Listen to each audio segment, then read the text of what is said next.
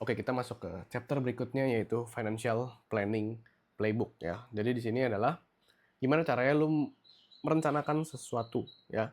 Merencanakan untuk apa? Ini namanya merencanakan yang namanya keuangan. Oke, kita masuk ke mindsetnya dulu. Nah, jadi lo harus tahu mindset dan juga prinsipnya gimana caranya lo merencanakan suatu keuangan ya.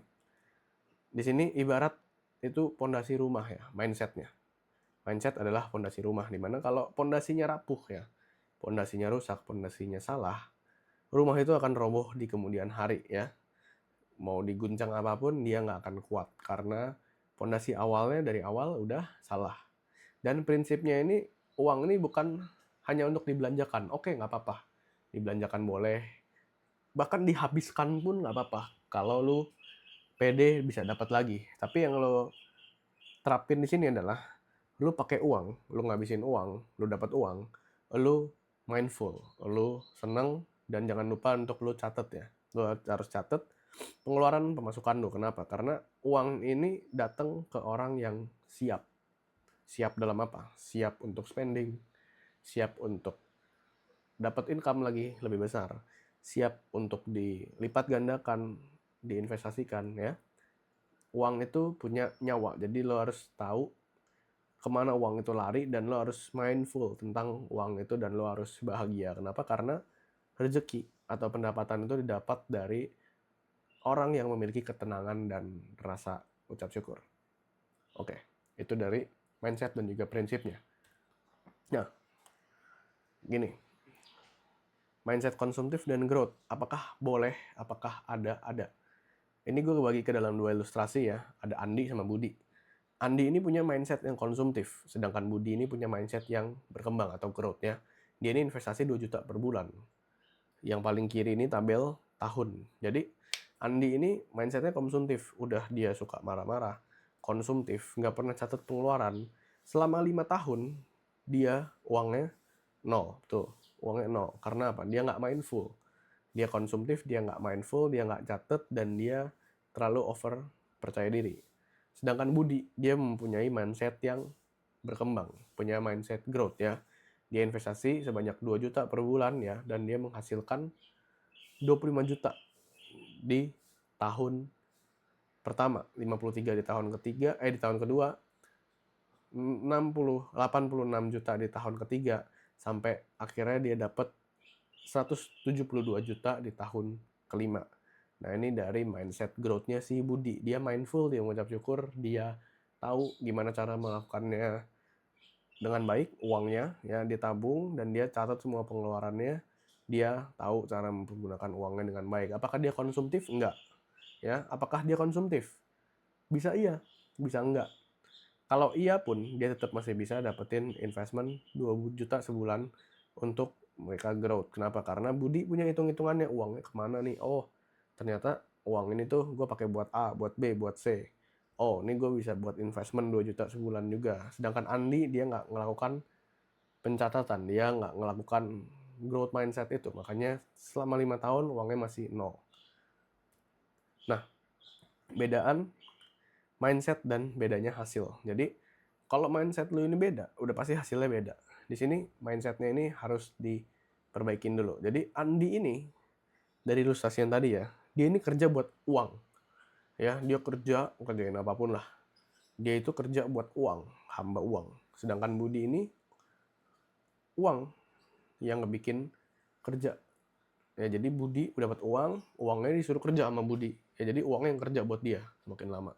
Nah, dalam 5 tahun, meskipun gaji mereka sama nih, Andi sama Budi gajinya sama, Andi nggak punya apa-apa. Andi nggak punya apapun, dia fokus untuk dapat uang, untuk spending, that's it. Ulang, ulang, ulang terus selama 5 tahun. Sedangkan Budi ya, ini dengan growth mindset dia, dengan mindset yang benar, dengan pola pikir yang benar, dengan gimana cara behavior dia yang benar setiap harinya, dia berhasil punya hampir 173 juta hanya dari kebiasaan rutin sisihin 20 juta. Sorry, 2 juta sebulan ya. Itu 20% untuk investasi dengan return yang rata-rata Budi dapetin. Ya, dia punya 173 juta selama 5 tahun. Itu bedanya Andi sama Budi. Nah, di sini Mindset konsumtif itu bikin lo kerja keras seumur hidup ya, tapi tetap aja lo nggak punya apa-apa ya, lo cuma punya barang-barang yang konsumtif. Lo punya handphone yang baru terus, lo punya sepatu FOMO terus setiap FOMO itu keluar, lo punya botol minum yang mahal, mungkin lo punya mobil dengan cara lo cicil ya, lo punya mobil yang bagus, tapi itu adalah mindset konsumtif. Boleh apa enggak? Boleh kalau itu lo dapetin dengan rasa yang cukup. Misalnya gimana? Lo nggak punya yang namanya utang ataupun beban di luar itu untuk lu konsumtif. Jadi lu konsumtif pakai uang lo sendiri. Plus lu harus tahu, oh, gue konsumtif ini ternyata misalnya beli Adidas Adizero FSL gitu ya, buat lari. Konsumtif apa enggak? Enggak, itu investasi buat kaki lo buat lari. Tapi lo harus catat, oh gue beli FSL, gue lari lebih giat lagi, gue lari lebih seneng, gue bisa dapetin pace yang lebih kencang, PB yang lebih bagus gitu ya. Itu nggak konsumtif namanya. Tapi lo mindful, lo tahu, oh ini harganya sekian, gue harus catet, dan ternyata gue lebih menghasilkan ketika gue punya FOSL karena gue punya fokus dan juga driven yang lebih besar lagi. Dan lo tahu ternyata itu bukan konsumtif, itu yang penting. Sedangkan konsumtif yang salah adalah konsumtif yang lo nggak tahu itu kemana aja, lo nggak peduli, dan lo masih tetap nggak ngucap syukur. Itu konsumtif yang salah ya. Sedangkan Budi, dia punya growth mindset ya. Dia ngebikin uang menjadi aset, dan aset itu menjadi uang lagi, uang itu menjadi aset lagi, ngegulung terus selama 5 tahun. Nah, dia yang pakai adalah waktu. Jadi waktu itu adalah senjata utama. Makin cepat memulai, makin besar efek compounding di masa depan yang akan datang. Itu yang dipakai sama Budi dari growth mindset-nya dia. Ya. Nah, kita masuk ke yang namanya cash flow management atau arus kas ya. Manajemen arus kas. Jadi cash flow ini adalah nafas di kehidupan lo sehari-hari ya. Dia ibarat napas di dalam diri lo. Kalau lo napas hanya menghirup ya, tanpa lo keluarin, lo akan sesak napas ya. Organ-organ dalam tubuh lo itu nggak berfungsi. Jadi lo napas nggak dibuang ya. Ya nggak mungkin ya. Rusak itu semua ya. Jadi ada yang masuk, ada yang keluar. Ada yang masuk, ada yang keluar. Begitu juga napas ya. Ada yang masuk, ada yang lo embusin keluar. Jika hanya mengembuskan napas tanpa oksigen yang masuk, tanpa adanya apapun yang masuk, ya sesak napas juga. Kenapa? Habis oksigennya, mati kan? Jadi harus seimbang antara yang masuk dan yang keluar. Seimbang, seimbang, seimbang. Itu yang disebut dengan yang namanya cash flow kalau diibaratkan. Nah, cash flow ini dapat dari mana? Pertama dari pendapatan, kedua itu dari spending lo hari-hari. Itu yang bisa jadi tracking cash flow lo setiap harinya. Misalnya gini, ini ada kategori, ada Andi dan ada Budi lagi di sini ya. Gaji sama-sama 10 juta. Dar, masuk. Andi nongkrong sama makan. Budi juga nongkrong dan makan. Tapi Andi ini nggak pernah mengucap syukur. Dia jajan, dia nongkrong terus, keluar terus. Dia nggak pernah catet, dia nggak mindful sama uangnya ya. Dia nggak pernah tracking itu uang kemana ya. Dia juga nggak mengucap syukur gimana caranya dapetin uangnya, segala macam ya. Sedangkan Budi itu punya yang namanya kotak-kotak ini untuk apa? Untuk membatasi ya. Jadi dia tetap keluar, dia tetap nongkrong, dia tetap jajan, dia tetap makan di restoran, dia tetap beli jajan apapun yang dia suka setiap harinya. Tapi dia punya yang namanya batas toleransi, dan juga dia mencatat, oh mindful nih dia. Dia jajan, dia mindful, nongkrong dia mindful, ya apapun itulah, transportasinya juga sama, ya. Spending untuk dia subscription ya, Netflix, gym mungkin, atau bayar komunitas apapun itu, semuanya itu Andi nggak pernah catat, sedangkan Budi catat. Andi nggak pernah mindful, sedangkan Budi sangat mindful. Kedua ini mempunyai kebedaan di mana total pengeluarannya ini ternyata defisit si Andi. Sedangkan si Budi ini pengeluarannya tetap sama, seimbang. Sedangkan beda defisit 200.000 ya, tapi seimbangnya ini sangat beda antara Andi dan Budi. Nah, di sini kalian bisa lihat di tabel ya. Tabungan dan investasinya Budi itu hampir setengahnya dari apa yang dia dapat ya. Budi bisa nyisihin 4,1 juta setiap bulan untuk investasi dan tabungan. Sedangkan Andi ngutang 200.000. Entah ke temen, entah kemanapun, ngutang. Pure nol, bahkan minus 200.000 setiap bulan. Kenapa? Karena Andi nggak mindful, Budi sangat mindful. Nah, di sini cash flow management dibagi ke dalam 10 ya. Pertama, lo harus yang namanya siapin template catatan ya, buat sheets dan kolom. Bisa simple banget itu kok. Nanti gue akan kasih juga ke kalian. Terus yang kedua, capture pengeluaran harian. Capture itu bukan di screenshot maksudnya. Lo harus tahu, oh pengeluaran harian gue sehari ini sekian, gue beli donat misalnya, gue beli kopi, gue beli rokok, langsung catat, jangan ditunda. Dan yang ketiga, kategorisasikan ya, konsisten untuk pengeluarannya itu berapa sebulan atau seminggu ya. Kategorikan, oh ternyata gue pakai segini tuh dipakai buat beli kopi, oh gue pakai sekian itu buat beli rokok dan lain-lain, buat makan, buat bayar kosan. Itu ada yang namanya kategorisasi.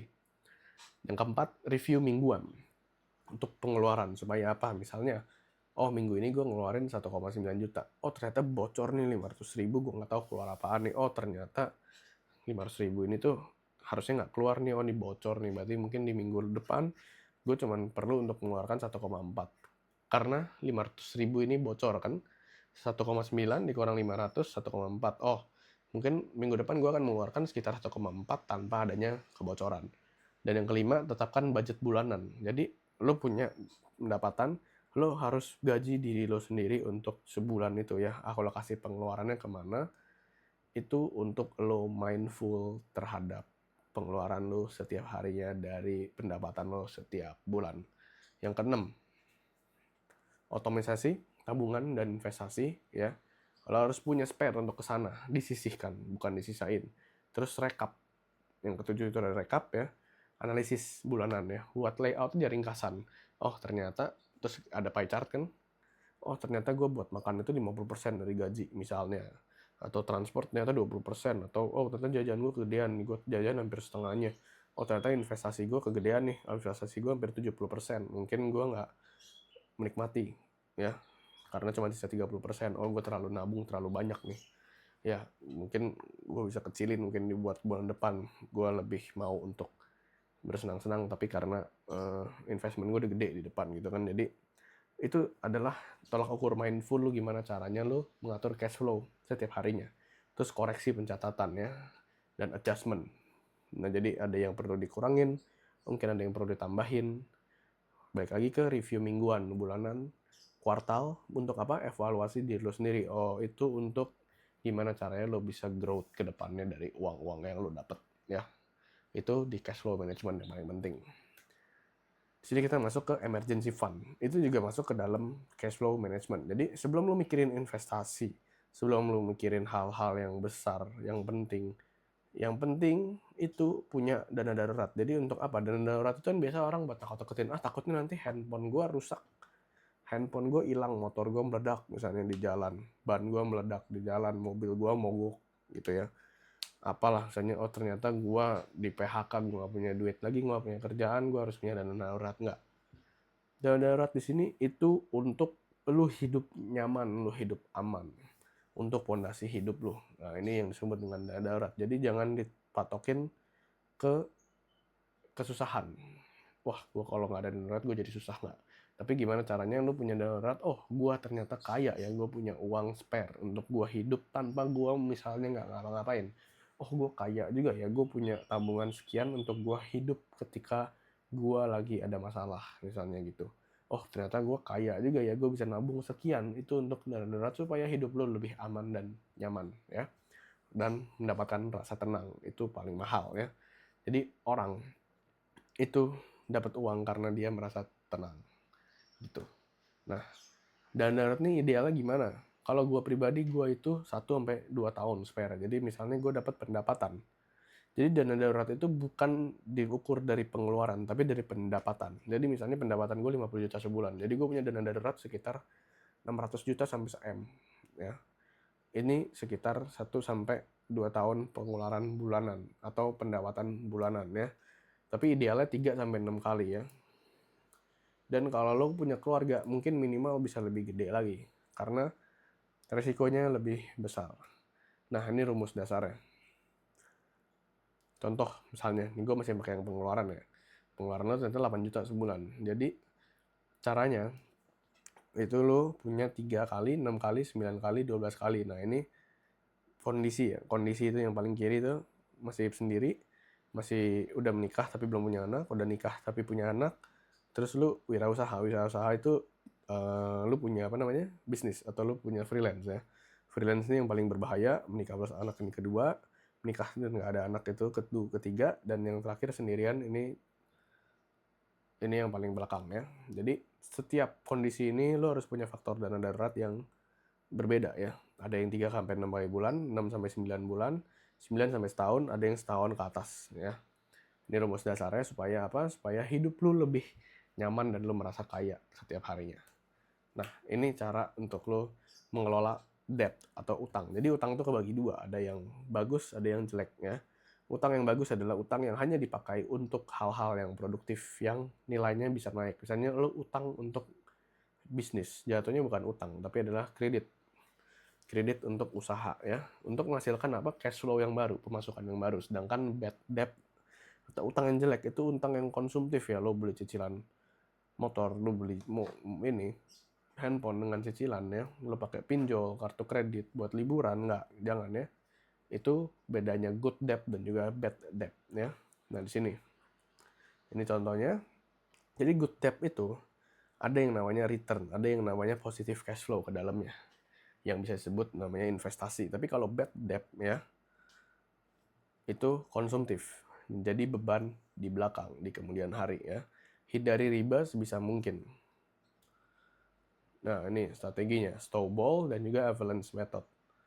Nah ini ya, bayar utang terkecil dulu, ini snowball ya, supaya lo dapat kepuasan psikologis. Misalnya lo punya utang 200.000, oh 200.000 gue bisa lunasin nih, oh baliklah masuk ke yang 1 juta, oh ternyata 1 juta gue bisa nih, oh gue ada utang handphone 5 juta, oh gue bisa bayar nih 5 juta. Semakin besar angkanya di belakang, itu lo punya yang namanya psikologis utang kecil beres, semangat untuk lo lanjutin lagi ya. Bayar minimum semua utangnya, fokus ke utang terkecil baru ke yang gede, itu snowball. Kalau avalanche itu bayar utang dengan bunga yang paling gede, misalnya bunga pinjol yang paling gede, oh berarti mesti ke sana dulu, terus baru ke bunga yang lebih kecil, bahkan yang nggak ada bunganya, itu ke avalanche method. Bayar berdasarkan bunga terbesarnya yang mana. Oke. Nah ini sini, ini sistem budgeting yang efektif menurut gue, tapi nggak efektif buat semua orang ya. Ada 30, 20, 20, 10 ya. Ini yang kebutuhan pokok, transportasi, lifestyle, tabungan, dan dana darurat. Ya kenapa gue bedain tabungan sama dana darurat? Karena ini adalah hal yang berbeda nantinya ya. Jangan pernah digeser dana-dananya. Di sini harus bikin yang namanya pos alokasi dana untuk sistem budgetingnya. Nah ini tiap orang beda-beda, persentasenya mungkin bisa diganti-ganti juga, atau mungkin kalau kalian udah terlalu besar, persentase ini nggak berlaku lagi. Nah, ini ada yang namanya short term dan juga long term dalam investasi. Jadi time horizon ya, atau horizon waktunya itu ada yang 1-3 tahun, ada yang 5 sampai 20 tahun ke atas ya. Contoh tujuannya apa ya? Kalau yang short term ya biasa buat liburan, buat beli gadget, buat nikah misalnya ya, yang butuh uang dalam jangka waktu yang pendek. Sedangkan yang long term itu untuk apa? Misalnya buat rumah, buat DP rumah, buat pendidikan, buat anak, buat pensiun. Ya ini butuh yang namanya strategi return yang lebih besar tapi risk yang kecil. Ini strateginya. Nah, jangan dicampur aduk untuk bikin tujuan tabungan ya, karena itu bikin bocor ya. Lo harus bedain, lo harus tahu, lo harus mindful, bedain dengan jelas dan presisi untuk kedepannya lebih baik.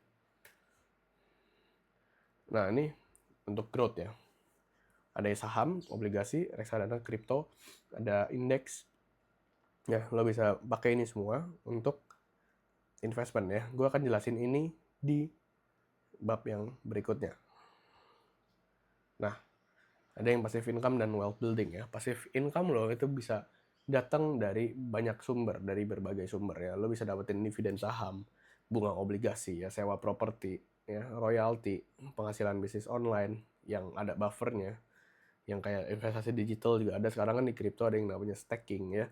Lo bisa masuk ke sini untuk mendapatkan passive income, tapi lo harus concern dulu passive income ini untuk lo yang udah berhasil naik tangga-tangga berikutnya. Ini gue akan jelasin juga ke bab berikutnya ya. Passive income ini didapatkan dari active income.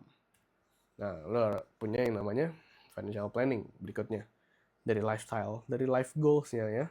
Bukan berarti financial planning itu lo harus hidup miskin, bukan harus hidup hemat keterlaluannya dan nggak pernah menikmati hidup apapun, enggak ya. Tujuannya adalah untuk hidup seimbang, untuk hidup balance ya. Mencapai tujuan finansial yang pasti, tetapi tetap lo bisa menikmati perjalanan itu sampai sana ya. Apa tujuan besar lo dalam hidupnya? Apa life goal lo sendiri ya? Semua itu butuh yang namanya perencanaan finansial yang matang. Nah, ini juga perlu ya, tax dan legal planning. Dan ini yang terakhir. Jadi, ini financial action dan investment growth ya, yang lo bisa pakai di sini. Yang gue ganti atau gue jabarin ke 5 tahun pertama ya. Jadi, tahun pertama ini lo harus punya yang namanya pondasi keuangan yang kuat ya. Tahun pertama, pondasi keuangan yang kuat dulu di awal. Tahun kedua ini mulai konsolidasi dan kebiasaan. Jadi lu punya kebiasaan di tahun 1, lu pakai di tahun kedua. Begitupun seterusnya. Tahun ketiga, atau bisa lu barengin juga tahun kedua dan tahun ketiga, mulai yang namanya investment untuk growth ya. Tahun keempat nih lu bisa masuk ke passive income, walaupun kecil nggak masalah. Dan aset-aset yang lebih produktif, contohnya apa? Rumah mungkin. Atau mobil, aset produktif. Aset mobilnya menurun, tapi produktivitas lu bisa jauh lebih meningkat, income lu mungkin bisa jauh lebih gede setelah lu punya mobil. Dan yang kelima ini milestone pertama untuk masuk ke financial freedom. Itu aja bab yang sekarang, kita lanjut ke bab yang berikutnya.